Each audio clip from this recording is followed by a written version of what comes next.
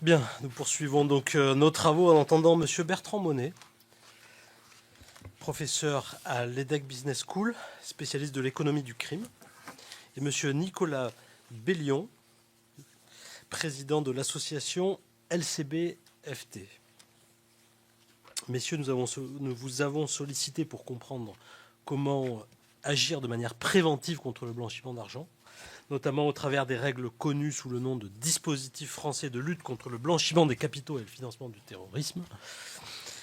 Vous avez tous deux une expérience concrète du sujet. Monsieur Monet, vous avez notamment mené plusieurs études de terrain et vos analyses sont évidemment précieuses pour nous. Alors, je vais vous indiquer donc que cette audition sera diffusée en direct sur le site internet du Sénat. Elle fera également l'objet d'un compte-rendu publié. Et enfin, je vous rappelle, pour la forme qu'un faux témoignage devant notre commission d'enquête serait passible des peines prévues aux articles 434 13, 434 14 et 434 15 du Code pénal. Je vous invite à prêter serment de dire toute la vérité, rien que la vérité. Monsieur Monet, levez la main droite et dites « je le jure ». Je vous remercie. Monsieur Bellion. Je le jure. Je vous remercie. Si vous le voulez bien, donc je vous laisse tout de suite la parole. Quelques minutes de préambule et puis après je passerai la parole pour les échanges à Madame la rapporteure et aux collègues sénatrices et sénateurs. Merci. Oui, on peut commencer par Monsieur Monet, si ça vous va. Comme vous le souhaitez, bien je vous.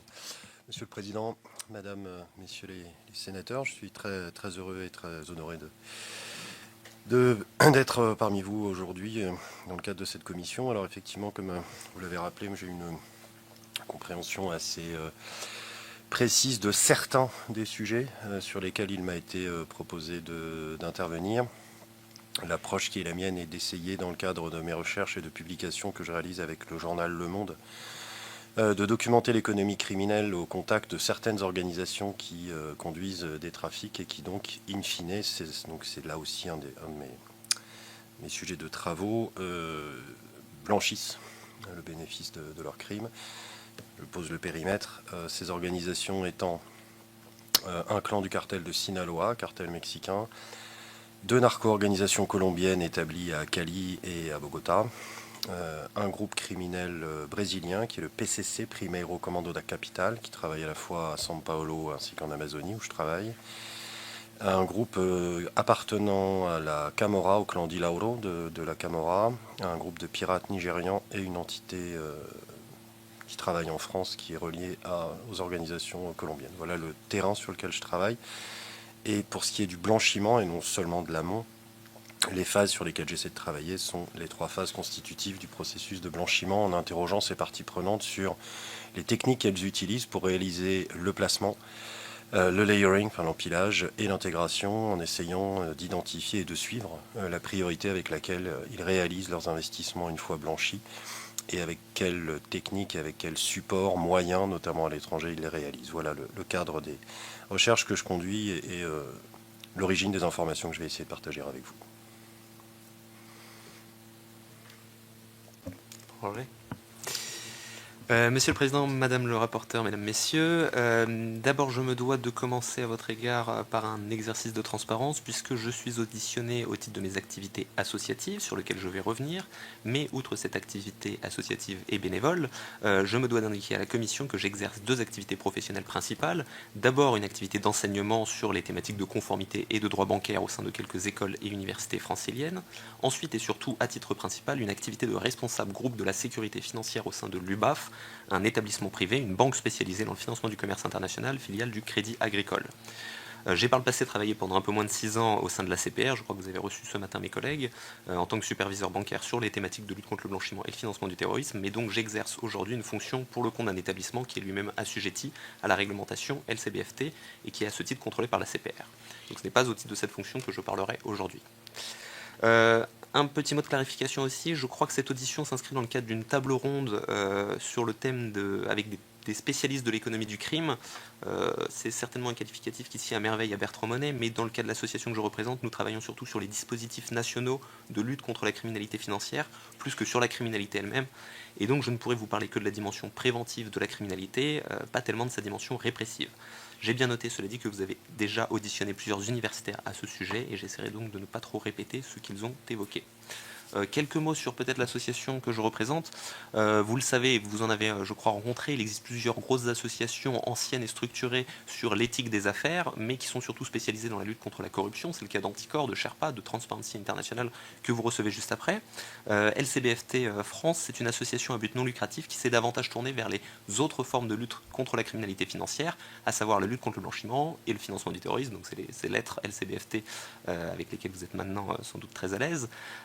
Mais c'est aussi plus largement la lutte contre les fraudes fiscales, sociales, douanières, etc.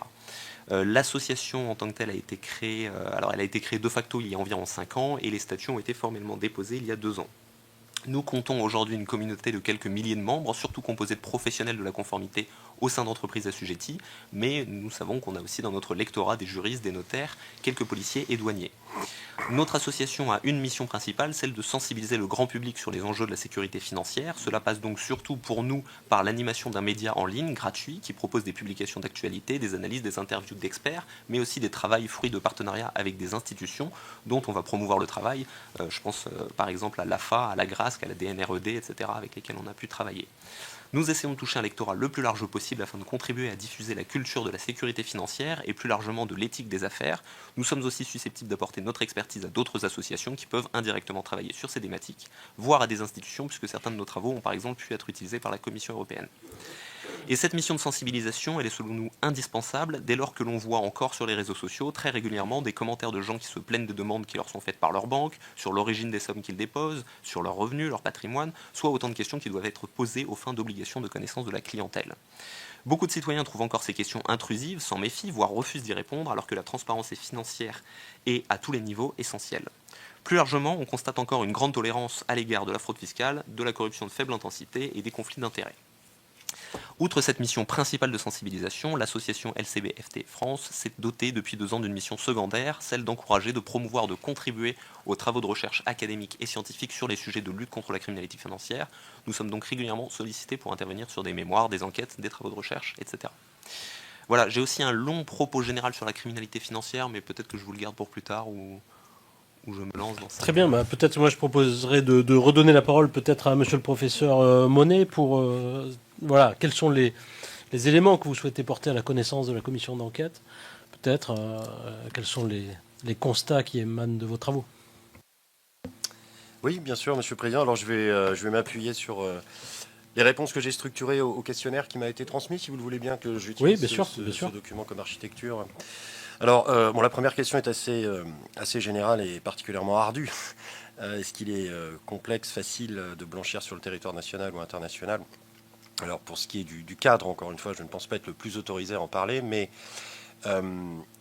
vu du côté des quelques blanchisseurs que je dois côtoyer dans le cadre de mes travaux, alors, et si on se réfère, pour essayer d'être précis, à ces 3 phases du blanchiment que j'évoquais, sur le territoire national, y compris outre-mer, la phase de placement, c'est-à-dire la phase de transformation de cash en argent bancarisé, semble être de toute façon assez problématique. Dans les échanges que j'ai, on ne sent pas d'aisance particulière dans cette phase, surtout comparée à celle qu'ils trouvent dans d'autres pays. Ce qui va m'amener à parler du hawala tout à l'heure, c'est-à-dire à transférer le cash dans des pays où il est plus facilement bancarisable, si vous me permettez ce néologisme. Voilà, donc pour cette phase de placement, il n'y a pas, à mon sens, encore une fois, mais Tracfin en parlait beaucoup mieux que moi, je sais que vous avez sans doute déjà auditionné, mais il n'y a pas de vulnérabilité particulière en France. En revanche, pour la partie d'empilage et surtout d'intégration, pour cette dernière phase, là, il y a vraiment, et je pense que c'est croissant, et ça m'a beaucoup surpris, un attrait du territoire français, spécifiquement pour cette dernière phase d'intégration. J'ai été très surpris depuis 2 ans en interviewant, et ces interviews ont déjà été diffusées pour certaines Et le second pour les suivantes, on voit des narco-organisations étrangères qui investissent ici. En utilisant des prête-noms, évidemment, en utilisant la complicité d'organisations françaises qui le font déjà depuis longtemps, mais ça dénote quand même une attractivité du territoire pour cela et donc peut-être une faiblesse associée des dispositifs de détection. Donc pour cette première question assez généraliste, en soi je ne vois pas, dans ce que j'entends, je n'entends pas d'être très particulier pour cette première phase, la phase sans doute la plus sensible dans ce qu'ils me décrivent, pour les narcotrafiquants en tout cas. La phase la plus dangereuse pour eux est très clairement, je pense que ça vous a déjà été dit dans le cadre des travaux de la commission, mais la phase la plus dangereuse pour les blanchisseurs, c'est cette première phase de transformation, c'est la plus coûteuse aussi. On ne voit pas d'attrait particulier. Pour la deuxième question, alors est-ce que la culture de la vigilance est suffisamment développée? Je pense que pour ce qui est du secteur bancaire, globalement de l'industrie financière, à mon avis, oui. Le rempart, je pense, est suffisamment haut et il est très clair, mais je pense que mon confrère ici en parlera avec plus d'autorité. Je pense que les banques aujourd'hui vont même au-delà de leurs obligations, parfaitement conscientes du risque réputationnel et pénal qui pèse sur elles. En revanche, il est très très clair que bien d'autres fonctions qui sont assujetties aux lois anti-blanchiment, à mon sens, ne vont évidemment pas assez loin. Et je vais en parler juste après, c'est un facilitateur très très net des opérations, notamment dans la phase d'empilage. On voit, je pense, une conscience très faible des experts comptables. Pour cette phase de placement, quand elle est réalisée ici, vous connaissez toutes les techniques qui sont utilisées. Je ne vais pas vous faire l'offense de les rappeler, mais l'injection de cash dans la caisse dans la trésorerie de commerce légitime à avoir un usage massif et intensif de cash, c'est une technique qui est vieille comme le monde, mais qui est quand même détectable au premier chef par l'auditeur et par l'expert comptable. Alors force est de constater que c'est une technique qui existe toujours, et je crois que le nombre de déclarations de soupçons qui sont faites à Tracfin par ces fonctions-là est quand même très faible. Donc voilà, il y a des fonctions qui sont à mon sens particulièrement utilisées, enfin qui pourraient être utilisées pour détecter, qui à mon sens ont un niveau de vigilance qui est faible, au premier rang desquels ceux qui auditent les comptes et ceux qui certifient les comptes des entreprises qui sont utilisées comme des lessiveuses, ces commerces qui sont légitimes à avoir un usage massif et intensif de cash. Ce ne sont pas les seuls. Je pense aussi à des fonctions telles que celles d'agents immobiliers, qui là aussi, pour cette phase à la fois d'empilage et d'intégration, sont des filtres, qui voient passer énormément d'opérations qui, pour certaines, peuvent paraître suspectes. Ce ne sont là encore pas les seuls. Pour ce qui est, de cette phase de placement via l'acquisition d'œuvres d'art, notamment, et également de valeurs, quelles qu'elles soient, là aussi, dans ce que j'entends de la bouche de ces gens que je dois rencontrer pour mes recherches, ce sont des techniques anciennes qui continuent à être utilisées. Alors c'est vrai en France, c'est surtout vrai à l'étranger avec l'acquisition, et ça vous a sans doute déjà été dit, mais je porte à votre attention l'utilisation quand même très régulière de ports francs, notamment le port franc de Genève, mais pas seulement, pour acheter tout ce qu'on peut acheter en cash sur un port franc avec une revente à plus ou moins courte ou moyenne échéance. Ce sont des techniques qui sont tout à fait sues, et là aussi je pense qu'il y a quand même une vigilance assez faible pour ce qui est de ces fonctions-là. Alors, la question qui, je pense, est celle sur laquelle j'ai des éléments peut-être les plus intéressants pour votre commission, en toute modestie, c'est celle qui porte sur les techniques de blanchiment utilisant directement les entreprises, c'est-à-dire instrumentalisant finalement une entreprise. Alors, une entreprise, à mon sens, et dans les schémas sur lesquels je travaille, elle peut être utilisée dans plusieurs dimensions. Mais il y a d'abord cette utilisation que j'évoquais tout à l'heure, l'utilisation de la trésorerie d'entreprise qui sont légitimes à utiliser du cash. Ça, c'est une chose pour cette phase de placement. Mais très très vite, les schémas qui permettent d'identifier l'utilisation frauduleuse d'entreprises sont des schémas d'empilage qui permettent à ces organisations, j'avais commencé à l'identifier au Brésil, je l'ai identifié beaucoup, je travaille dessus avec ce clan du cartel mexicain, mais ce sont des techniques qui sont utilisées ici également. En fait, c'est mouvementer de l'argent de compte professionnel à compte professionnel, sans éveiller l'attention du banquier. Pour cela, il faut évidemment utiliser des flux financiers qui sont a priori légitimes, et il n'y en a pas 50. Et le premier flux financier qui est systématiquement utilisé par les organisations sur lesquelles je travaille, c'est l'achat. À partir du moment, c'est un cercle vicieux, partons du postulat que les entreprises qu'ils utilisent, ces organisations-là, elles sont déjà au capital de ces entreprises. C'est essentiel pour anesthésier totalement la direction financière, la direction comptable, la direction des achats dans ces entreprises qui peuvent tirer la sonnette d'alarme quand elles voient des schémas tels que celui que je vais vous décrire. En gros, il s'agit pour une entreprise au capital et à la gouvernance de laquelle on trouve une organisation mafieuse de réaliser des achats qui généralement sont des achats réels. Ce ne sont pas des achats fictifs auprès d'un fournisseur qui appartient à la même organisation. Les deux entreprises appartenant à la même organisation, et il s'agit alors de faire payer par l'entreprise des factures aux fournisseurs incriminés qui ne correspondent à aucune livraison. C'est un schéma classique de fausses factures, mais attention, ce ne sont pas des fausses factures qui sont isolées. C'est-à-dire que la fausse facture, dans les schémas sur lesquels je travaille, elle est immergée dans un flux, dans un flot de factures tout à fait réelles qui correspondent vraiment à des livraisons. Pour prendre un exemple archétypique, l'achat de tonnes de tomates par un supermarché appartenant à un clan du cartel de Sinaloa, l'utilisation de la fausse facture dans ce schéma-là, elle va être immergée dans un flot de factures qui correspondent vraiment à des achats de tonnes de tomates par ce supermarché auprès de ce fournisseur. Donc c'est très très difficile à démasquer, c'est pour autant parfaitement possible à identifier par un auditeur. La seule et unique solution qui est utilisée en la matière, et je pense qu'elle est tout à fait observable en France, elle est duale, c'est soit la corruption de l'auditeur, et des cas d'auditeurs corrompus, y compris des Big Four, comme on dit, de grands cabinets de conseil, ils sont tout à fait documentés et jugés, donc il est possible de corrompre un auditeur, mais généralement dans les schémas qui me sont décrits, c'est pas comme ça que ça fonctionne. Les entreprises dont on parle, quelle que soit leur taille, alors c'est pas un petit restaurant, c'est des supermarchés, des chaînes de supermarchés, ce sont des conglomérats d'entreprises légitimes à utiliser du cash, c'est des malls commerciaux par exemple, c'est ce type d'entreprise-là.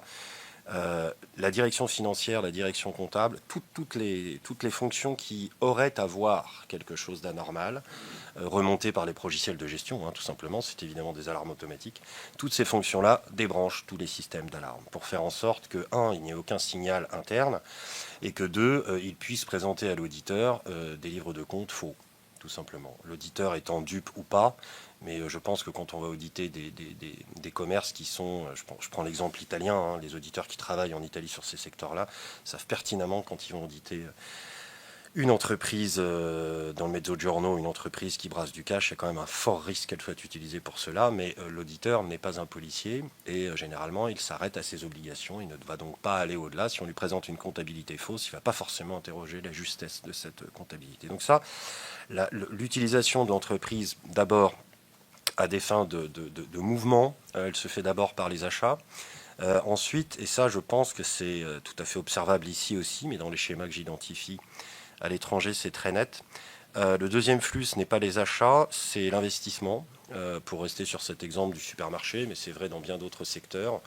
Une entreprise est tout à fait fondée à accroître sa surface, par exemple, et donc à acheter du foncier.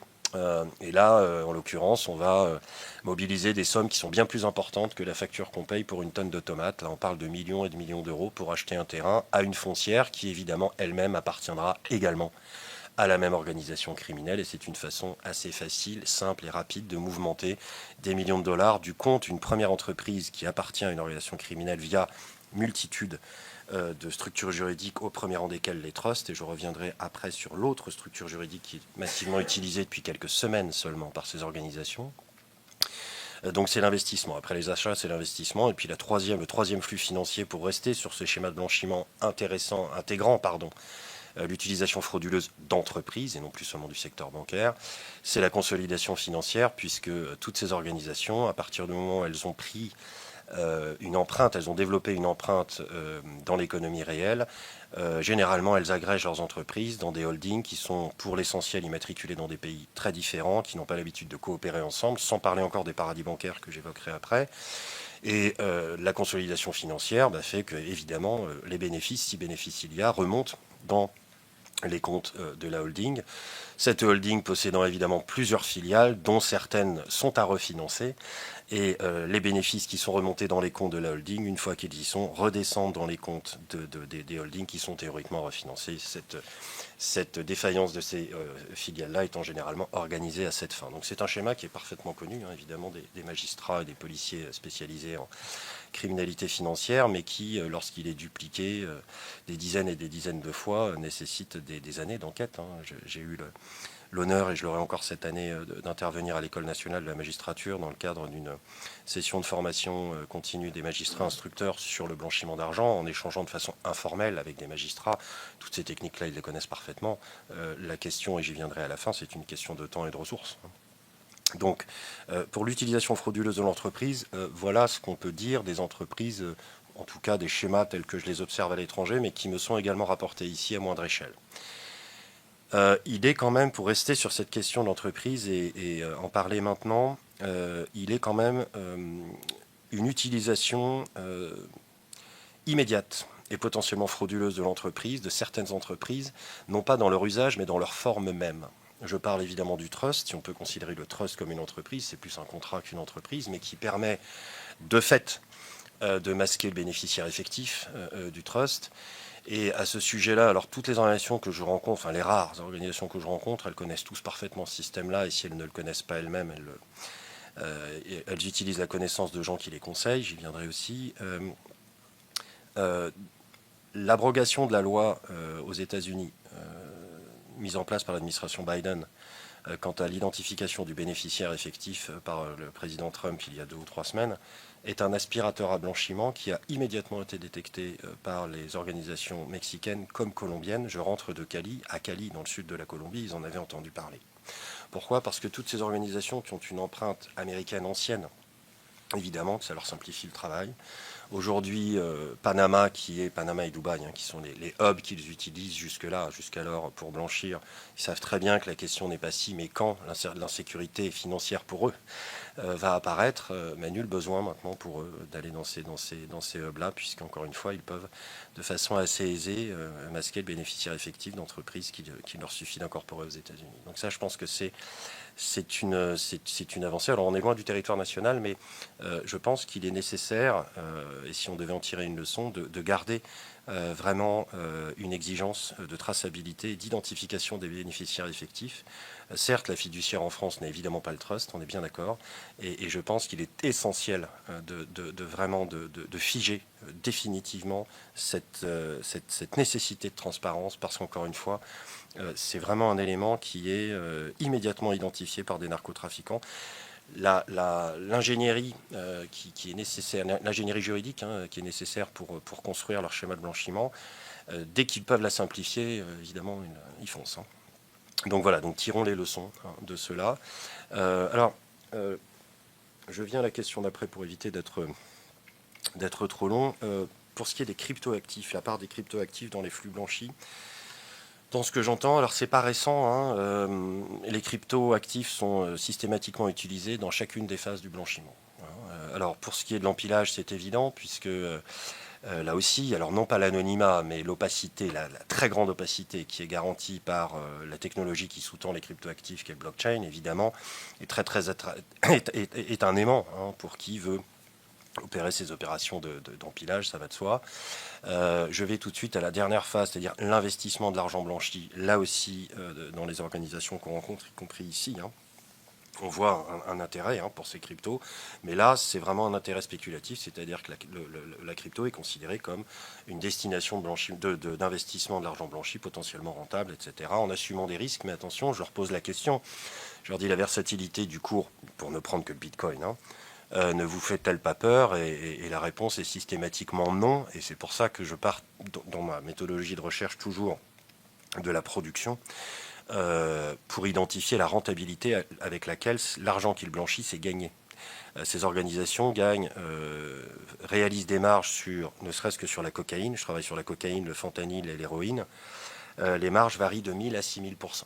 Il n'y a aucun comparatif possible dans l'économie légale. Donc, perdre 40% de la valeur d'un investissement avec une chute du Bitcoin subite ne leur pose pas de problème particulier. Donc C'est vraiment ça. Donc pour la partie d'empilage, la phase centrale, et d'intégration, le crypto est massivement utilisé. Ma surprise a été de comprendre que les cryptos sont aussi utilisés dans la phase initiale de blanchiment, de transformation. Pourquoi? Et ça, je l'ai compris il y a un peu plus d'un an, lors d'un interview, et je pensais avoir mal compris, d'un narcotrafiquant mexicain à Culiacán, la capitale de l'État du Sinaloa, et donc le sanctuaire du cartel éponyme, le cartel de Sinaloa. De plus en plus, les organisations qui produisent ou leurs premiers transitaires, c'est-à-dire, je parle d'organisations sud-américaines, ont annulé les risques qu'elles prennent à se faire payer par leurs clients, non pas nord-américains, mais européens. L'Europe étant clairement aujourd'hui la priorité de leurs activités criminelles. On ne parle pas ici des trafics, on parle du blanchiment, mais je pense qu'il est nécessaire de comprendre l'origine de cet argent blanchi. Le risque pour eux, c'était le transfert d'argent. Alors pendant des années, ils se faisaient payer en cash. Après, ça a été des transferts bancaires qui suivaient des circuits compliqués, avec des saisies, évidemment, et donc des risques. Aujourd'hui, de plus en plus, ils sont payés en crypto-monnaie. Non pas en Bitcoin, jamais, je ne sais pas pourquoi, mais en Ethereum, essentiellement. Et donc le paiement de ces vendeurs à leurs clients grossistes européens, je ne parle pas de détaillants comme la DZ Mafia et autres, je parle de grossistes européens qui sont les fournisseurs de ces narco-organisations qu'on trouve notamment en France, mais pas seulement. Ces paiements sont réalisés de deux façons. D'abord en crypto. Et je finis sur ce point, et ma question c'est comment est-ce que vos clients peuvent-ils acheter les cryptos, parce que ces grossistes européens, l'argent qu'ils gagnent, il est évidemment sous forme de cash. Et la question, c'est comment acheter les cryptos en cash. Alors je pense que d'autres personnes plus autorisées que moi vous ont déjà répondu lors des auditions, mais dans les schémas qui sont utilisés par ces gens tels qu'ils me sont décrits, il y en a deux. Le premier, c'est l'utilisation de mules, exactement comme c'est utilisé pour le schtroumpfage, c'est-à-dire le placement de petites quantités de cash sur des comptes en banque qui seront après consolidés, etc. Donc il s'agit d'utiliser l'achat par des centaines et des centaines de complices, l'achat de crypto par ces complices-là, et après de récupérer les cryptos, notamment la clé personnelle, évidemment, les deux clés de la crypto pour prendre la possession des crypto-monnaies. C'est une technique qui, à mon sens, est assez artisanale. Le vrai sujet, c'est plutôt l'achat de crypto-monnaies par ces mêmes mules, mais au moyen, et je pense qu'il est une action à conduire sur ce sujet-là, de cartes prépayées. La carte prépayée est, je pense, un trou noir. C'est un secteur qui, à mon sens, n'est pas assez régulé. Les émetteurs de cartes, enfin les distributeurs de cartes prépayées, je pense, leur contrôle est, à mon sens, aléatoire. Enfin, en tout cas, le nombre... je ne parle pas du plafond de chargement des cartes, qui, là, évidemment, est impossible à dépasser, mais je parle du nombre de cartes qu'il est possible d'acheter. Visiblement, les narcotrafiquants qui utilisent cette technique de blanchiment savent convaincre les gens qui vendent certaines personnes, certains commerces qui vendent ces cartes de dépasser la limite autorisée. Et c'est une technique qu'ils utilisent massivement, évidemment, via la corruption privée de ces acteurs-là. Et ça, c'est un élément tout à fait, rapporté par ces gens. Donc les cartes prépayées. L'autre technique, toujours pour... alors, on n'est pas dans les cryptos, mais je reviens, sur l'utilisation frauduleuse d'entreprises, parce qu'il y a une capillarité avec ces techniques de paiement innovantes que j'identifie entre les fournisseurs sud-américains et leurs clients grossistes en Europe. Certaines organisations sud-américaines, notamment mexicaines, mais pas seulement, j'ai observé ça aussi au Brésil, se font payer en parts d'entreprises, en equity. En parts d'entreprises qui sont immatriculées. Pour les cas sur lesquels j'ai travaillé, pas du tout en France, pas du tout au sein de l'Union européenne, en l'occurrence à Dubaï, mais je pense que ça ne tient pas à la nature de paradis bancaire de Dubaï. Mais là, en l'occurrence, ce sont des organisations qui achètent de la drogue en vendant à un prix tout à fait, je pense, modique, des parts d'entreprises qu'ils possèdent. Et je pense qu'il s'agit d'entreprises du secteur immobilier qu'il est aisé, je reviendrai après sur Dubaï, de diviser en parts et de valoriser surtout. Donc voilà, donc c'est aussi une des formes d'utilisation qui, je pense, peut tout à fait être utilisée en France. Et là, évidemment, on diminue très fortement la capacité à suivre les flux financiers. Alors, la question portant sur la vulnérabilité particulière du secteur de l'import-export, alors j'en ai une vision très parcellaire, je pense, mais pour autant, c'est revenu plusieurs fois dans mes recherches récentes. Évidemment, l'import-export permet de mettre en œuvre la maîtrise de différents acteurs de ce secteur de l'import-export, mais la maîtrise, j'insiste, capitalistique. Donc c'est réservé à des mafias qui sont financièrement puissantes et déjà très très bien intégrées à l'économie légale. L'utilisation des filières de l'import-export, elle permet de mettre en œuvre des techniques de blanchiment dites de trade-based money laundering. Vous devez évidemment les connaître. Il s'agit de mettre en œuvre des schémas tels que ceux que j'évoquais tout à l'heure, de facturation tout simplement entre deux entités qui commercent, et en gonflant artificiellement le prix d'une cargaison livrée par l'exportateur à l'importateur, ou en diminuant évidemment frauduleusement la quantité des livrets vendus au prix du marché. C'est des techniques qui sont vieilles comme le monde, mais qui sont très utilisées, encore une fois, beaucoup, à des fins de paiement essentiellement, mais aussi de blanchiment. C'est-à-dire que c'est des techniques qui sont utilisées par des organisations européennes et sud-américaines pour commercer. Et ce sont aussi des techniques telles que je l'identifie, qui sont utilisées par des organisations qui, au sein de leur galaxie économique, blanchissent de cette façon-là en utilisant différentes entreprises qu'elles possèdent. Sur ce point de l'import-export, je pense qu'il y a une capillarité profonde entre certaines organisations criminelles et cette filière-là, qu'elles utilisent pour le blanchiment, mais qui tient à leur utilisation ancienne de la filière d'import-export, non pas pour blanchir, mais pour transporter. Ça, c'est une évidence. Pourquoi ? Parce que le transport, et encore une fois, sans avoir un focus précis sur le narcotrafic en tant que tel, mais je pense que c'est intéressant, le transport de grosses quantités, aujourd'hui, il nécessite le transport par container. Et là, il y a deux options. Soit les organisations arrivent à intégrer illicitement la supply chain d'entreprises qui commercent. Et donc là, il s'agit de mobiliser la complicité de dockers, etc., pour mettre des cargaisons dans des containers qui n'appartiennent pas, qui ne sont pas légitimement utilisables par l'entreprise, soit d'être légitime à utiliser un container, et pour cela, à charter un container sur un cargo.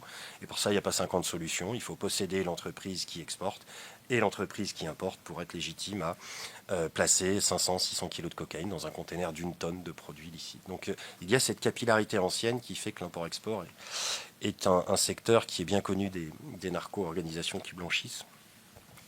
Alors au-delà du secteur bancaire, les entreprises qui sont soumises à un risque élevé de blanchiment international, et donc au-delà de l'import-export qu'on a mentionné, oui, je pense qu'il y en a beaucoup. Et celles que j'identifie, elles sont essentiellement utilisées pour cette troisième phase du blanchiment qui est l'intégration. Je travaille depuis longtemps maintenant à cartographier les cibles de l'argent blanchi selon les types d'organisations sur lesquelles on travaille, et malheureusement cette cartographie elle est assez similaire dans bien des pays, y compris ici. La première cible, et on est très loin du secteur bancaire, c'est toutes les entreprises qui sont légitimes à avoir un usage massif et intensif de cash, qui vont leur permettre de réaliser cette phase de placement de la façon la plus discrète possible. Donc c'est évidemment la restauration, c'est tout le secteur du divertissement, les bars, les discothèques. Alors avec un attrait particulier pour les discothèques, parce que ça peut permettre d'expliquer un comportement de caisse irrationnel. En gros, on n'achète pas une bouteille de champagne au même prix le 14 juillet à Saint-Tropez que le 12 février. Donc ça peut permettre d'expliquer à l'auditeur que oui, ce jour-là, il y a eu beaucoup de cash dans la caisse parce qu'il y avait un concours de champagne entre deux oligarques russes, alors que ce n'était pas du tout le cas. Et donc ce secteur-là peut permettre finalement de justifier des flux de cash a priori légitimes, mais qui n'éveilleront pas forcément l'attention de l'auditeur ni de l'expert comptable. Donc voilà, ça c'est des secteurs qui attirent de façon ancienne le blanchisseur. D'autres secteurs sont évidemment le secteur du jeu, parce que là aussi les jeux qui sont pour lesquels on peut jouer en cash. Je pense qu'en France on est quand même très très protégé. Je pense qu'il est nécessaire de le souligner. Grâce à la structure de la Française des Jeux et au monopole de la Française des Jeux, premièrement. Et ensuite, et j'ai pu l'observer récemment, grâce à la qualité des procédures et de la structure qui est mise en place au sein de la Française des Jeux. Donc tous les schémas qu'on a de blanchiment par le ticket gagnant, etc., qui sont observables dans bien des pays, au premier rang desquels l'Italie, à mon avis, en France, on en est protégé à la condition que ce monopole reste et que ce devoir finalement de vigilance qui, encore une fois, est massivement respecté à la Française des Jeux, puisse perdurer. Premier secteur, ceux qui sont légitimes à utiliser du cash. Immédiatement après, dans ce que j'observe, c'est la deuxième priorité, ce sont les secteurs économiques qui vont permettre à ces organisations criminelles de valoriser le contrôle qu'elles ont de l'agent public ou de l'agent administratif de haut niveau, à la fin de captation illicite de marché public. Et c'est pour ça, à mon sens, c'est ce qui explique la priorité systématique donnée par les organisations criminelles à l'investissement dans des secteurs tels que le bâtiment et les travaux publics, la construction en général, le traitement des déchets, toutes les entreprises qui sont légitimes à travailler sur des marchés publics ou des délégations de services publics. Le transport, la sécurité privée, etc. Ça, ce sont vraiment des secteurs qui attirent massivement les investissements blanchis.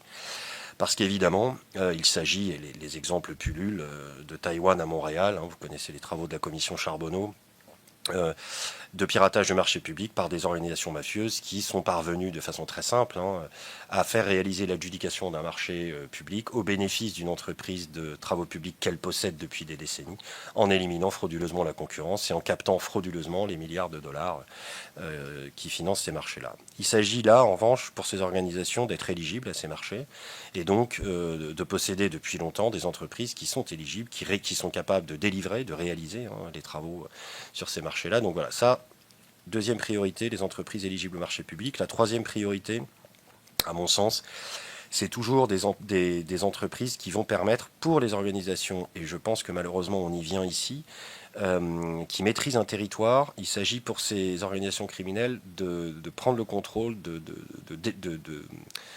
développer une empreinte économique dans des secteurs qui vont leur permettre de valoriser un contrôle territorial. C'est le secteur agricole. Alors c'est pas seulement le secteur agricole en tant que tel, c'est aussi les marchés agricoles, les marchés d'intérêt régionaux, les marchés d'intérêt nationaux. Ça c'est très très très utile parce que prendre le contrôle de ces marchés-là, c'est un outil extraordinairement puissant pour réaliser quelque chose qui n'est pas dans notre scope de travail aujourd'hui, mais qui s'appelle l'extorsion et la contrefaçon. Oui, donc ça c'est vraiment, c'est toujours une cible, le secteur agricole. On peut par extension parler de toute l'activité de pêche également. Je l'ai observé au Japon, mais on pourrait tout à fait l'imaginer ici, parce que pour revenir au trafic, les ports ne sont pas les seules voies maritimes qui sont utilisées. C'est-à-dire que de plus en plus, les organisations sur lesquelles je travaille font décharger la drogue avant d'arriver dans le port. Ça s'appelle le drop-off. Elles larguent des quantités de drogue avec des balises GPS à proximité des côtes. Qui va les récupérer? C'est pas un plaisancier en bateau ou en Zodiac, c'est un pêcheur. Donc là aussi, il y a un intérêt de plus en plus fort pour ce type de secteur, et c'est des secteurs qui malheureusement ne vont pas bien. La trésorerie de ces entreprises est quand même en difficulté, donc je pense qu'il y a une porosité potentielle. Donc ces entreprises-là, et puis enfin, alors après ça, évidemment, tout secteur est intéressant pour eux, mais je pense quand même, et c'est à mon sens très important dans le contexte économique actuel de l'économie du sport, il y a cet attrait pour l'économie du sport au sens large.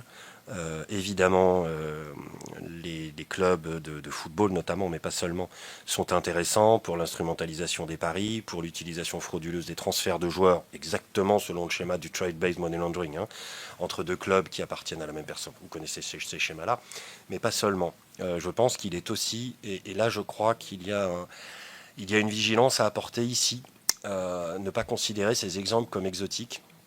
On voit des organisations criminelles qui investissent dans le secteur sportif, notamment le football, mais pas seulement, à des fins d'accroissement, non pas de leur popularité, mais de leur emprise sociale.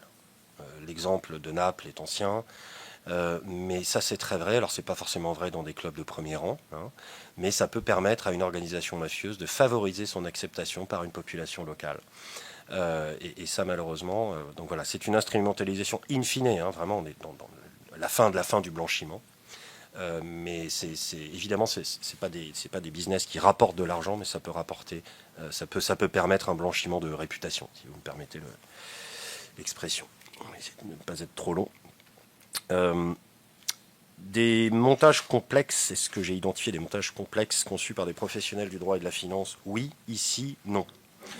J'ai travaillé sur ce sujet-là à Dubaï, dans le cadre d'un documentaire que j'ai réalisé pour le journal Le Monde, et j'ai pu réaliser une captation sonore d'un entretien entre un narcotrafiquant mexicain et 3 conseillers financiers qui travaillent pour une société fiduciaire établie à Dubaï.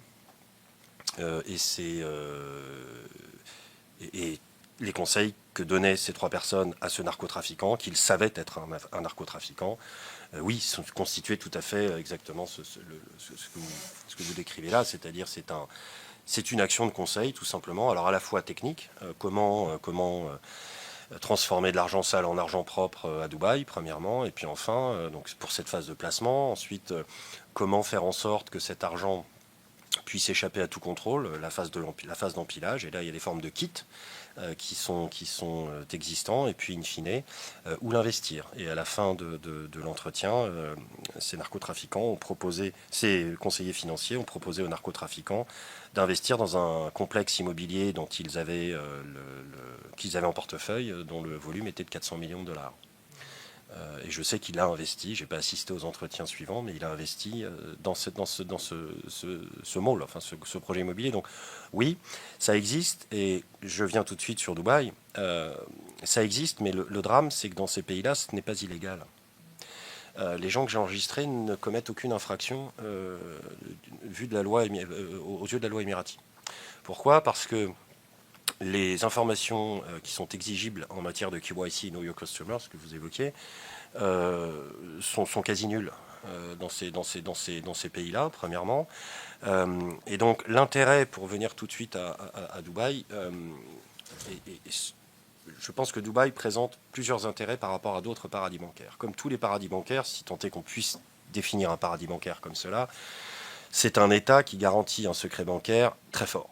Non pas absolu, mais très fort. Le secret imposé aux banquiers, lui, est absolu. Casser ce secret pour un banquier dans un paradis bancaire, un État dont la loi impose cela, c'est bien souvent, ce n'est pas une fraude, c'est un crime. C'est pas un délit, pardon, c'est un crime. Donc il y a cette solidité-là. La solidité, l'attractivité, additionnelle, c'est quoi ? C'est la non-coopération, je ne suis évidemment pas le seul à le dire, des autorités judiciaires des États considérés qui seuls pourraient exiger du banquier l'information requise, par exemple, par un État tiers comme la France, les États-Unis ou la Grande-Bretagne, relative à ce qui se passe sur les comptes en banque d'un narcotrafiquant qu'elle suspecte d'avoir des activités à Dubaï. Les autorités émiraties peuvent évidemment imposer aux banquiers de partager avec elles ces informations-là et elles-mêmes partager ces informations avec l'État français. Dans les faits, je ne crois pas que ces informations aient jamais été transmises à des magistrats français. Alors certes, il y a une action judiciaire des autorités émiraties vis-à-vis de narcotrafiquants français. On parle d'arrestation. On ne parle pas d'action financière.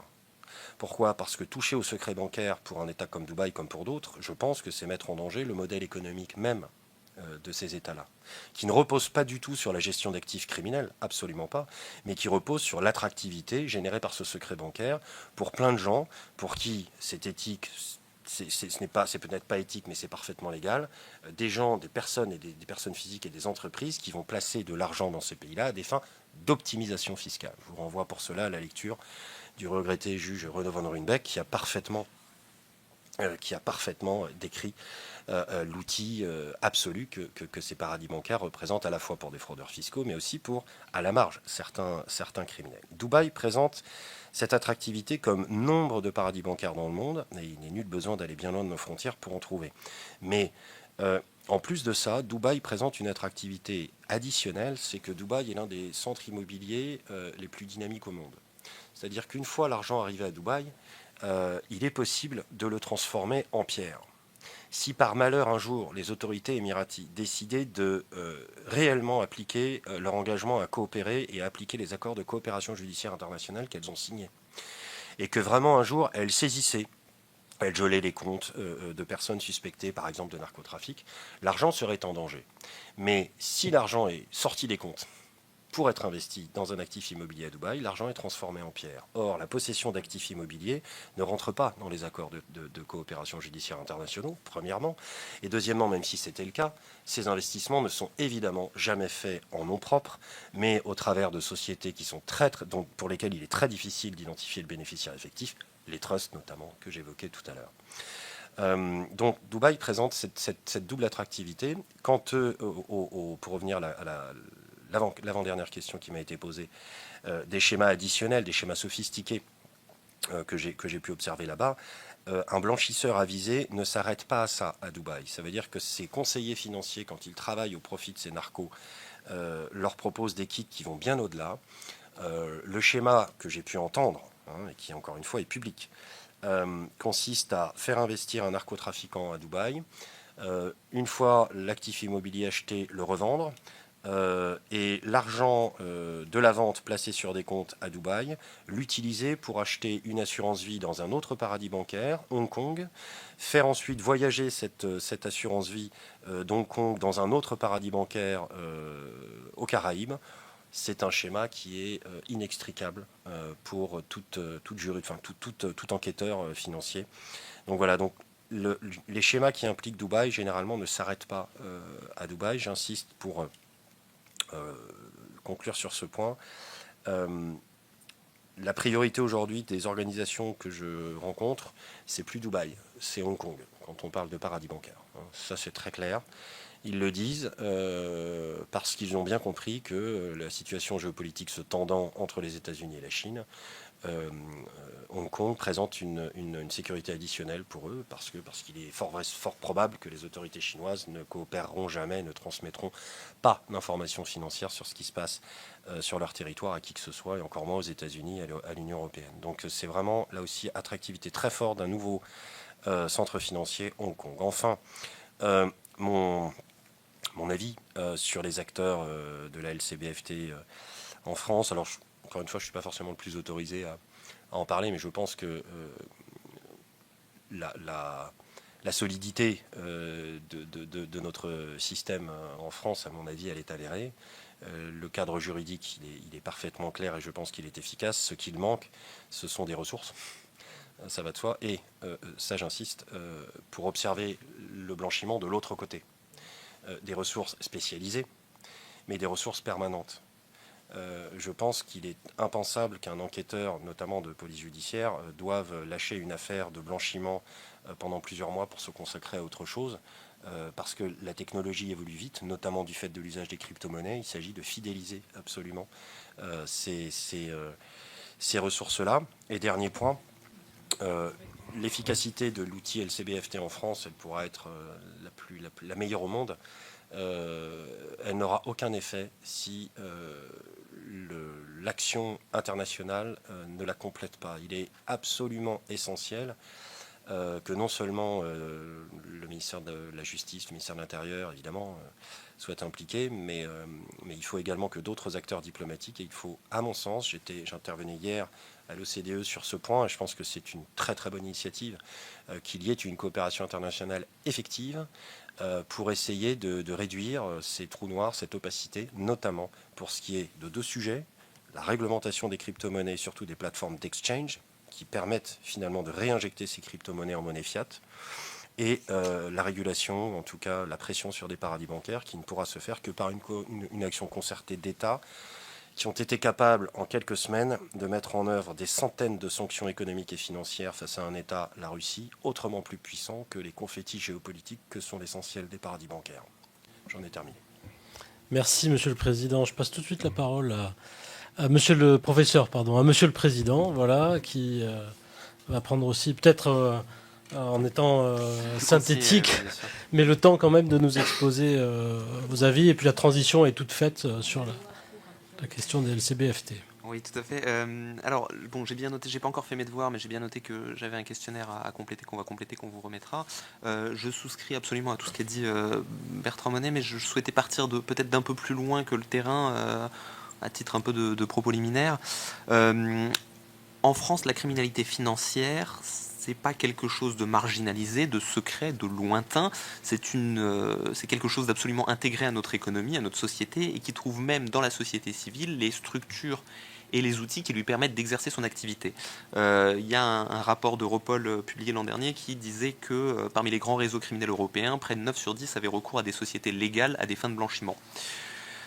Outre ces structures et ces outils, la criminalité financière trouve dans la société également des complices au moyen de la corruption, et je voulais commencer rapidement sur cette thématique, avant de rentrer dans des dimensions peut-être un peu plus opérationnelles. Je voulais me faire le relais d'un message global qui va peut-être vous sembler un peu moins concret que ce que vous attendez de cette audition, mais au nom de l'association que je représente, je ne peux pas en faire l'économie.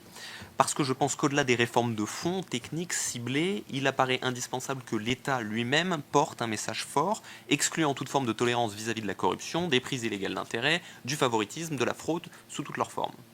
Lorsque je parle de lutte contre la corruption, mes étudiants me disent souvent qu'au Danemark ou en Norvège, ça dépend des fois, une ministre a dû démissionner parce qu'elle avait un jour acheté une barre chocolatée sur les frais de son ministère. Alors l'anecdote réelle, en fait, elle date des années 90, ça a lieu en Suède, et ça concerne non plus une ministre mais une candidate, mais cela illustre bien à quel point des mesures fortes, une tolérance zéro, peuvent marquer durablement les esprits. Alors, nous aurions vu d'un bon œil la nomination d'un ministre ou d'un secrétaire d'État chargé de la lutte contre la corruption et la criminalité financière, mais j'imagine bien qu'à toutes les commissions d'enquête auxquelles vous participez, un représentant de la société civile vous réclame un ministre de la thématique sur laquelle il travaille. Qui demande. Bon. Alors à défaut, je soulignerai que la France a chuté à la 25e place au classement de la perception de la corruption publié par Transparency International. Je rappellerai les multiples alertes sur le développement de la corruption de faible intensité. Je mentionnerai aussi les effets évidemment néfastes pour l'opinion publique des difficultés à obtenir de la transparence sur certaines affaires impliquant de l'argent public et qui ont pu concerner toutes les formations politiques. Je m'étais noté une petite note de bas de page au cas où vous m'interrogiez plus précisément là-dessus, mais comme je pense que vous n'allez pas m'interroger, je vais quand même la lire. Donc en vrac, parmi les affaires récentes, comment ne pas penser au dîner de la présidence de la région Auvergne-Rhône-Alpes, ça c'est pour LR, au bras de fer absolument interminable pour obtenir les notes de frais de la mairie de Paris, ça c'est côté PS, aux surfacturations des frais de la campagne de Jean-Luc Mélenchon en 2017, à l'affaire aberrante du fonds Marianne du côté du gouvernement, et bien sûr aux affaires concernant le Rassemblement national, que je ne commencerai pas à énumérer sous peine de devoir quitter cette salle à 22h. Autant d'affaires couvertes par le parquet national financier qui a été créé en 2014, inutile donc de rappeler l'importance de cette institution. Donc j'insiste sur le fait que la grande délinquance financière repose sur deux jambes que sont le blanchiment et la corruption, et si le dispositif de lutte contre le blanchiment est perfectible, il est solide mais perfectible, je qualifierais celui de lutte contre la corruption de plutôt fragile. Et pour clôturer ce chapitre sur le message politique fort, et parce que je crois que pour sensibiliser les citoyens, il faut commencer par des directives claires, dans les entreprises on parle de tone at the top, aussi, personne ne comprendrait par exemple que l'on revienne sur la suppression de la réserve parlementaire, tout comme personne ne comprendrait que l'on revienne sur le non-cumul des mandats. Cette impulsion politique attendue, elle peut vous sembler loin des enjeux très concrets et immédiats de la criminalité financière, mais elle est essentielle car sans elle, il est vain d'espérer embarquer les citoyens, le grand public, dans l'appréhension des sujets de sécurité financière, et sans une adhésion citoyenne réelle, il est impossible de renforcer les exigences de transparence au quotidien, et je pense que M. Monet en conviendra, s'il y a bien un adversaire commun au blanchiment, au financement du terrorisme, aux fraudes fiscales et sociales, au contournement des sanctions, c'est encore et toujours la transparence. Pour le reste, donc, j'ai trois propositions, peut-être trois pistes sur lesquelles notre association a travaillé pour peut-être permettre de faire évoluer le dispositif national de l'LCBFT. Alors, peut-être très rapidement sur le cadre juridique en vigueur, on l'a un petit peu dit, mais il me semble, donc il repose surtout sur le code pénal et le code monétaire et financier, et il me semble tout à fait solide et mature, complet, assez clair même.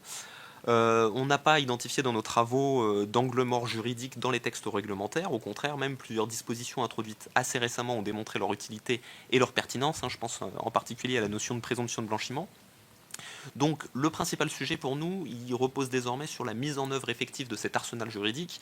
Je pense en particulier à l'Agrasc, qui a été créé il y a bientôt 15 ans, qui a eu des résultats tout à fait spectaculaires et dont l'action est très utile et dissuasive, mais qui n'est pas encore systématiquement sollicitée dans les affaires. Ou je pense aussi à l'Agence française anticorruption, qui prévoyait initialement, je crois, 70 agents, qui auraient même dû depuis grandir et qui en fait stagne autour de 50-55 agents.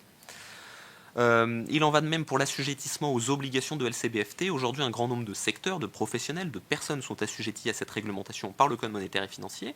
Toutes ces personnes assujetties doivent collecter des informations sur leurs clients, appliquer des mesures de vigilance, s'assurer de la cohérence économique des opérations et, le cas échéant, déclarer à la cellule de renseignement financier, donc c'est Tracfin, les opérations suspectes. La couverture de la réglementation et les exigences de cette réglementation me semblent très complètes.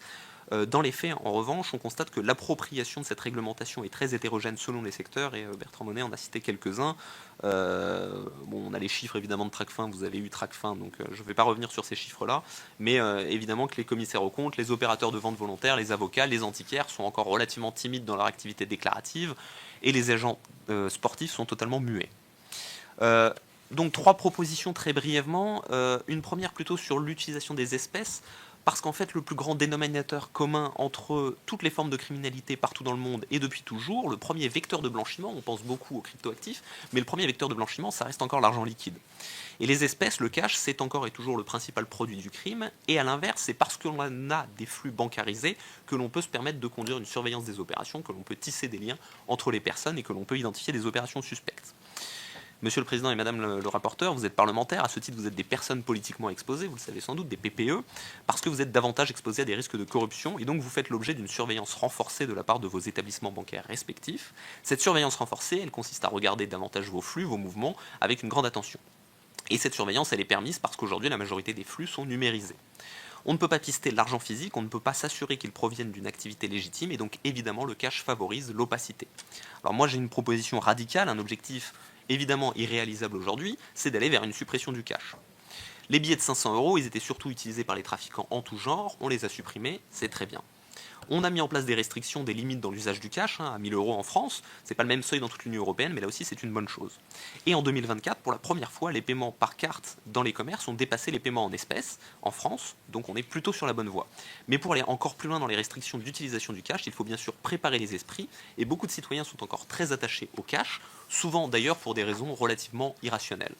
Donc là encore, le travail de sensibilisation est essentiel. Il faut bien faire comprendre au grand public que ce n'est pas pour surveiller la population que l'on veut encourager les flux bancarisés, mais pour créer un environnement économique plus sain, et que ce ne sont pas les citoyens que l'on souhaite contrôler, mais les criminels. Cela pose évidemment des questions d'inclusion financière, des frais bancaires, des habitudes de consommation, mais je crois que l'on devrait explorer cette piste et continuer à être ambitieux sur la réduction de l'usage des espèces. Proposition tout à fait différente sur le dispositif national de sanctions des secteurs assujettis à la réglementation LCBFT, et peut-être un peu plus court-termiste. Comme vous le savez, aujourd'hui, le dispositif national de LCBFT liste un certain nombre d'assujettis à la réglementation LCBFT, avec un certain nombre d'obligations, et prévoit pour chacun de ces secteurs un organe de contrôle et un organe de sanction. Parmi les organes de contrôle et de supervision, il y a évidemment l'ACPR et l'AMF pour le secteur financier, il y a aussi la DNRED, la DGCCRF, l'Autorité nationale des jeux, etc., selon les secteurs. Et il est tout à fait pertinent que les différents secteurs assujettis aient des organes de contrôle dédiés, spécifiques, puisque les activités ne sont pas les mêmes, les risques non plus, les populations sont différentes. En cas de manquement, les organes de contrôle saisissent les instances de sanctions indépendantes. Il en existe 3, la commission des sanctions de la CPR, la commission des sanctions de l'AMF et la commission nationale des sanctions, la CNS, qui a débuté son activité en 2014. La CNS a une mission, c'est sanctionner les infractions à la réglementation LCBFT de tous les professionnels assujettis issus du secteur non financier. Elle prononce régulièrement des sanctions disciplinaires et ou pécuniaires à l'encontre de nombreux professionnels assujettis, notamment issus du secteur immobilier. À nos yeux, la CNS dispose de peu de moyens pour accomplir son immense mission, parce que derrière l'enjeu des sanctions, il n'est pas question uniquement de sanctionner les manquements, la majorité des sanctions sont rendues publiques, et cela contribue évidemment à sensibiliser le secteur. Il est capital de développer la notoriété de la CNS et de lui donner des moyens, les moyens de ses missions. Outre la CNS, on a les commissions des sanctions de l'ACPR et de l'AMF. Elles ont l'avantage d'être plus connues, d'avoir une plus grande notoriété, et elles se prononcent sur bien d'autres sujets, puisqu'elles se prononcent notamment sur les questions de les obligations d'information aux consommateurs, mais elles se prononcent aussi sur les manquements à la LCBFT. Et au sein de notre association, nous avons beaucoup travaillé sur les décisions de sanctions, et nous pensons qu'il serait de bon ton de retirer aux commissions de l'ACPR et de l'AMF leurs compétences de sanction des manquements à la LCBFT, et de confier ces compétences à la CNS, qui deviendrait de fait l'organe de sanction unique en matière de LCBFT. On augmenterait évidemment ses moyens, ses effectifs, et je pense que l'on en tirerait plusieurs avantages. Premièrement, on y gagnerait en lisibilité, tous les professionnels assujettis seraient soumis à un organe de sanction unique et indépendant. Les sanctions y seraient référencées avec une grande visibilité et constitueraient ainsi une forme de recueil de jurisprudence. Ensuite, on harmoniserait évidemment les décisions, donc l'interprétation de la réglementation, et on éviterait tout risque de contradiction entre ces commissions. Enfin et surtout, on anéantirait un risque qui me semble réel et sous-estimé. Aujourd'hui, les commissions des sanctions de la CPR et de l'AMF sont indépendantes, certes, mais elles portent le nom de ces deux autorités. Leurs décisions, leurs sanctions sont publiées sur les sites internet de ces deux mêmes autorités. Et n'importe quel professionnel assujetti aujourd'hui associe ces commissions à leurs autorités respectives. Si dans une décision, la commission des sanctions de la CPR décide de ne pas retenir des griefs identifiés par la CPR dans le cadre de ses contrôles, cela serait immédiatement interprété par la place comme un désaveu de la CPR par sa propre commission des sanctions. Et donc le risque, c'est quoi? C'est que la CPR se restreignent dans ces saisines, se censurent dans ces saisines. Avec une commission unique, tous les organes de contrôle pourraient faire remonter les manquements sans crainte d'avoir des désaccords avec une instance qui prendrait beaucoup plus de décisions. Aussi, je crois qu'avoir une commission des sanctions unique nationale avec une compétence sur l'ensemble des assujettis, alors avec la réserve que la future autorité européenne de la LCBFT aura son propre périmètre, avoir une commission des sanctions unique aurait un effet, je pense, très bénéfique sur le dispositif national. Les évolutions réglementaires requises me semblent assez peu complexes pour un résultat qui peut, à moyen terme, constituer un signal très positif. Et puis une dernière chose, et j'en finirai là-dessus, une autre idée, je pense, assez novatrice, c'est la mise en place d'un registre KYC partagé. Donc vous le savez, le dispositif national de LCBFT prévoit que les assujettis procèdent à des mesures de connaissance de leur clientèle, donc KYC en anglais, pour pouvoir mettre en œuvre les obligations de vigilance et le respect des mesures de gel et autres sanctions internationales. La connaissance de la clientèle, c'est un élément clé, absolument décisif pour la LCBFT, mais c'est aussi un défi de taille pour les assujettis. D'une part parce que déployer un dispositif KYC est très lourd, cela prend du temps, coûte de l'argent et soulève de nombreuses contraintes opérationnelles. D'autre part parce que les citoyens sont parfois peu enclins à donner des informations, surtout lorsqu'ils sont sollicités régulièrement et par plusieurs interlocuteurs différents. Les établissements financiers ont mis en place des dispositifs de connaissance de la clientèle plutôt solides, c'est quelque chose, je crois, d'assez mature aujourd'hui. Pour les secteurs non financiers, en revanche, c'est très compliqué. On peut imaginer les difficultés d'un antiquaire à collecter des informations sur les revenus et le patrimoine de ses clients, les difficultés d'un agent sportif pour contrôler des justificatifs de domicile. Aujourd'hui, je pense qu'on est assez loin du compte, et évidemment, tous ces secteurs, en plus, ne communiquent pas entre eux, et donc ne sont pas en mesure d'identifier des contradictions entre les informations qui leur sont communiquées par leurs clients. Une piste ambitieuse donc, mais très prometteuse, serait d'étudier la faisabilité de la création d'un registre, d'un référentiel KYC national, accessible sur demande à tous les professionnels assujettis. Il existe déjà en France un certain nombre de registres nationaux, certains sont publics, d'autres sont accessibles uniquement à un nombre restreint de personnes sous condition de légitimité, et on pourrait imaginer en fait un registre de connaissances clients mutualisé, alimenté par les citoyens eux-mêmes et accessible à tous les assujettis. Cela réduirait évidemment la charge pour les professionnels qui pourraient beaucoup plus facilement et donc plus systématiquement vérifier les informations dont ils ont besoin et donc déclarer des situations inhabituelles, incohérentes et potentiellement liées à des activités illicites. Les clients seraient par ailleurs moins sollicités et les informations plus fiables. Taire des informations serait beaucoup plus difficile et cela faciliterait aussi la lutte contre l'usurpation d'identité. Une telle initiative serait évidemment bénéfique, novatrice même, mais se heurte à un obstacle de taille par ailleurs tout à fait légitime, celui de la protection des données. Il faudrait évidemment intégrer la CNIL dans cette réflexion, mais c'est une piste, je crois, intéressante. Pour le reste, bon, j'ai rien de plus à ajouter sur les Émirats Arabes Unis. Je partage tout ce qui a été dit et c'est un sujet que vous connaissez bien. Donc voilà, l'année dernière, j'avais échangé avec le président de la commission d'enquête sur le narcotrafic qui qualifiait Dubaï de grande lessiveuse. Je m'associe à cette expression, mais voilà, j'ai pas d'éléments spécifiques à ajouter. Pas davantage sur le contournement des sanctions internationales. J'avais prévu de vous parler davantage du secteur immobilier et des structures de détention immobilière à des fins de blanchiment, mais c'est un sujet que connaissent très bien les collègues de Transparency International France, que vous recevez juste après. Ils ont publié, alors Transparency International Monde a publié pas plus tard qu'hier un rapport sur ce sujet, donc je pense qu'ils seront plus autorisés à revenir dessus. Merci beaucoup. Alors je vais passer la parole à Madame la rapporteure tout de suite. On a quelques questions. Oui, merci beaucoup, c'était passionnant. Évidemment, moi j'ai une question pour Monsieur Monet, enfin pour vous deux d'ailleurs. C'est des sujets sur lesquels les uns et les autres, et votre rapporteur en particulier, sont quand même impliqués depuis un certain nombre d'années avec un succès mitigé. On a du mal à faire avancer les sujets de lutte contre la fraude et l'évasion fiscale. Vous avez parlé des ports francs, vous avez parlé des territoires non coopératifs, ce sont des sujets sur lesquels on travaille. Et je veux dire, travailler sur le blanchiment sans travailler sur ces territoires non coopératifs et sur les paradis fiscaux et sur l'évasion fiscale, puisque les circuits de criminalité sont les mêmes, c'est quand même une équation assez difficile à régler. Alors, vous avez compris que cette commission d'enquête ne se limite pas au narcotrafic, bien au contraire, elle est étendue. Moi, je voudrais vous poser une question sur l'or. Est-ce que dans le travail que vous avez fait ou que vous faites en Amérique du Sud notamment, mais pas seulement, vous avez des informations ou des pistes sur le trafic d'or, qui est un vrai problème où on retrouve évidemment Dubaï aussi. Est-ce que vous avez des mécanismes qu'on nous a déjà décrits, mais j'aimerais assez que vous puissiez nous parler de ce trafic d'or qui nous intéresse, et de pierres précieuses bien sûr, qui nous intéresse beaucoup.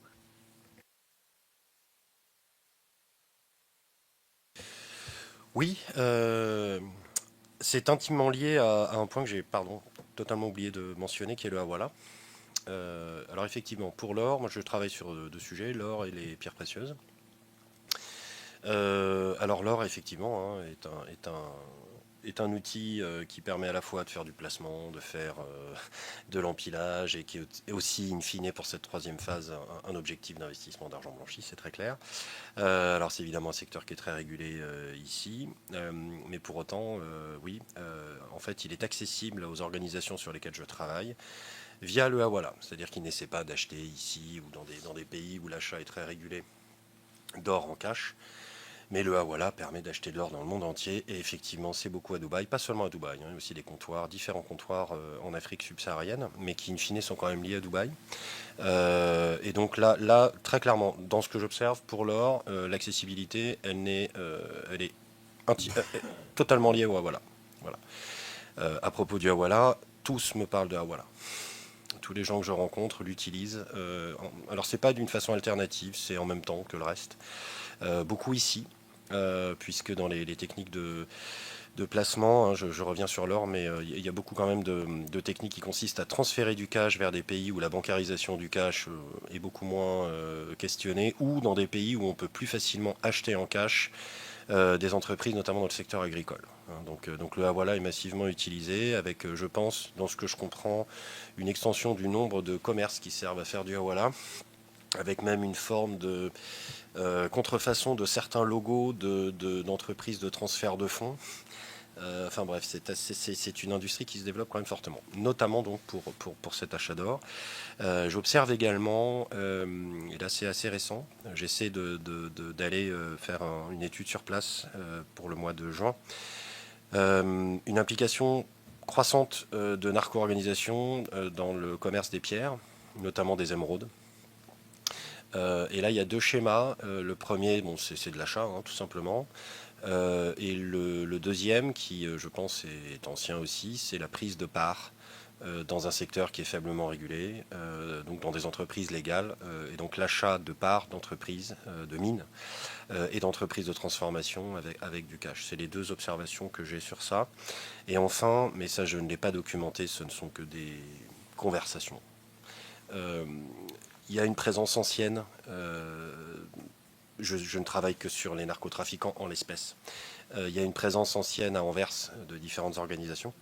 Et donc, ils connaissent parfaitement ce secteur-là. Et ils me disent investir à Anvers en joint venture, comme ils le disent, avec différentes organisations européennes, dans le diamant, enfin dans les pierres, en corrompant certains acteurs locaux à Anvers. Bon, ce sont leurs mots, j'ai absolument pas vérifié. C'est un schéma qui ferait sens, mais voilà ce que j'en sais. Oui, nous avons été à La Haye, on nous a parlé de la même chose, oui, exactement. Peut-être pour compléter, alors moi je ne sais pas si l'or est massivement utilisé en France, j'aurais tendance à dire que non. En revanche, je sais lire les chiffres de l'activité déclarative des commerçants de métaux et pierres précieuses, à savoir 11 DS en 2023, ce qui peut sembler peu, mais c'est en fait 3 fois plus que l'année précédente, où il n'y a eu que 3 DS. Voilà. C'est évidemment très peu, et pour une bonne raison, c'est que je pense que si vous rentrez dans une bijouterie et que vous interrogez les vendeurs ou les acheteurs sur leur connaissance du dispositif national LCBFT de la réglementation, voilà, c'est une réglementation qui est très peu connue, et quand bien même un marchand d'or commencerait à poser des questions, il est évident que la personne mal intentionnée irait voir quelqu'un d'autre et que ce ne serait pas un obstacle d'écouler son or. Ceci étant dit, je ne suis pas sûr que ce soit une technique généralisée, parce qu'il faut quand même connaître ce secteur-là, il faut connaître peut-être les gens, il faut prendre le risque d'acheter de l'or et de le revendre derrière. C'est pas quelque chose de très très pratique. Donc en dehors effectivement de la place d'Anvers qui est bien connue, je ne suis pas sûr que ce soit quelque chose d'assez généralisé. Je pense qu'un fraudeur fiscal, un chef d'entreprise un peu véreux ou un trafiquant prendrait pas le risque d'aller acheter de l'or. Bah, ça me semble quelque chose de peu documenté, mais parce que je pense que c'est relativement fantasmé. Oui, enfin, le Soudan, l'Afrique de l'Ouest sont des zones de conflit où le trafic d'or est massif. Donc, c'est pardonnez-moi, un peu documenté. Pardon, et ça- je restais uniquement sur le contexte de la Oui, France. d'accord. Oui, non, mais Autant pour moi. enfin, là, on est dans un contexte international. Donc, je me permets modestement, à ma place, pour vous dire que, non pas seulement du point de vue des auditions, mais du point de vue de la réalité, et spécifiquement dans des zones particulièrement névralgiques, c'est un sujet qui, de mon point de vue, est extrêmement sensible compte tenu de la fiabilité du métal en question. Non, mais absolument, vous avez raison. Voilà, je restais sur la situation spécifiquement française où l'or ne me semble pas être un vecteur de blanchiment. Bon, on va prendre la dernière question peut-être de Grégory Blanc, si vous le voulez bien, messieurs. J'avais deux questions. La première, à Monsieur Monet, on a beaucoup parlé de mouvements financiers à l'échelle internationale. C'est effectivement extrêmement important dans le cadre de notre travail. J'avais en tête le fait que 96%, le chiffre a été dit à plusieurs reprises, 96% du blanchiment se faisait dans le cadre de l'auto-blanchiment. Et donc en proximité, ça a été dit par plusieurs, dans plusieurs auditions. Et du coup, on en a peu parlé, et notamment avec le fait qu'il y avait un recours massif au travail au noir dans ce cadre-là, et que ça représentait plus de la moitié. J'ai bien compris que vous travailliez sur des organisations à l'échelle internationale. Je voulais savoir si c'était des schémas que l'on retrouvait, et vous ne l'avez pas évoqué. Donc ça, c'était ma première question. La deuxième question, concernant les déclarations de soupçons, et à Monsieur Bellion, j'étais étonné, quand on parle notamment de liens avec l'immobilier, de voir que les banques faisaient 94% des déclarations de soupçons, et les notaires me dirent, en tout cas chez moi, mais en fait ils font des déclarations de soupçons à partir des informations qu'on leur transmet ou des alertes qu'on leur donne. Et qu'en même temps, quand on regarde les territoires, en termes de sensibilisation, en termes d'inscription dans les chartes, j'ai plus les termes exacts en tête, mais on s'aperçoit que les territoires où les notaires s'engagent dans les démarches de prévention ne sont pas forcément les mêmes que ceux... en tout cas, il y a un peu plus de lenteur dans les territoires où il pourrait y avoir un peu plus de trafic. Voilà, je voulais savoir comment vous aborderiez ça. Rapidement, s'il vous plaît. Complément très rapide. On observe également un investissement dans le même type de zone, non seulement dans l'or, mais également dans les forêts, le trafic de bois. Et c'est au Brésil, le groupe sur lequel je travaille se diversifie. Ils me disent que ça leur apporte autant, la cocaïne leur apporte autant aujourd'hui que l'exploitation illicite de bois en Amazonie et de ressources minières. Pour vous répondre, monsieur, oui, tout à fait. Alors, je travaille aussi sur des organisations en France, mais n'ayant pour l'instant rien publié sur ce sujet, j'utilise très peu ce matériau. Mais tant à l'étranger qu'en France, oui, j'observe exactement ce schéma d'auto-blanchiment. Quand je mentionnais le secteur de la construction comme priorité, la première vocation, c'est effectivement la captation illicite de marchés publics. La deuxième, et c'est aussi, et j'aurais dû le mentionner, pardonnez-moi, des secteurs qui sont ciblés sont aussi des secteurs dans lesquels l'économie informelle est massivement développée, notamment le paiement illicite d'une partie de la masse salariale, d'une partie des fournisseurs en cash, et c'est malheureusement vrai du secteur de la construction, y compris ici. Donc là, oui, on va viser ces secteurs-là parce que, historiquement, dans ces secteurs-là, on peut payer une partie des employés, les fournisseurs en cash, donc c'est une façon d'intégrer du cash. Et ensuite, pour le secteur spécifiquement de la construction et de la rénovation, là aussi, il y a une très forte priorité sur ces secteurs-là, parce qu'on va pouvoir faire l'acquisition d'un bien, donc c'est un mix, immobilier-rénovation, on va faire l'acquisition d'un bien à rénover de façon légale. En revanche, les travaux seront financés par des flux d'argent en cash totalement illicites, et c'est comme ça qu'on va blanchir à la revente le bien rénové. Le blanchiment résultant du différentiel entre le prix à la revente et le prix à l'achat du bien rénové, et le blanchiment étant effectué par les travaux non déclarés. Vous ai-je répondu? Donc je l'observe à l'étranger, beaucoup ici, et beaucoup en Espagne. C'est un schéma qui est massivement utilisé par les narco-colombiens en Espagne, dans le sud de l'Espagne. Monsieur Bellion. Oui, peut-être sur l'activité déclarative. Alors, les banques, effectivement, émettent à peu près la moitié des DS. Et si on prend l'ensemble des professions financières, c'est 94%, je vous rejoins sur ce chiffre. Bon, c'est pour une bonne raison, c'est parce que elles ont été supervisées depuis plusieurs années avec des sanctions pour des montants importants. Et donc aujourd'hui, toutes les banques ont déployé un dispositif LCBFT assez solide, si bien qu'il n'y a pas vraiment, alors je parle encore une fois des banques en France, il n'y a pas vraiment de risque de concurrence déloyale entre une banque et une autre. Un client qui ne veut pas donner ses informations à la BNP ne pourra pas se retourner contre la banque postale pour être onboardé de manière moins diligente. Voilà, le dispositif aujourd'hui, il est plutôt solide au niveau des banques. Le sujet des notaires, et c'est comme pour toutes les autres professions non financières, c'est certainement qu'elles ont des organes de supervision, alors soit autogérés, soit qui n'ont pas les mêmes moyens que la CPR et l'AMF, la même visibilité, pour en plus des populations beaucoup plus vastes. Donc on en revient encore à cette question de l'adhésion, de la compréhension de la réglementation, de la compréhension de ce qui est attendu et de l'adhésion à cette réglementation à laquelle s'ajoutent toutes les contraintes un peu opérationnelles qu'on évoquait, notamment sur la connaissance de la clientèle. Alors en général, les notaires et les professions des droits et du chiffre sont quand même un peu plus au fait que les professions non financières qui ne relèvent même pas de cette catégorie de professionnels. Mais voilà, il y a sans doute encore effectivement une marge de progression significative à faire.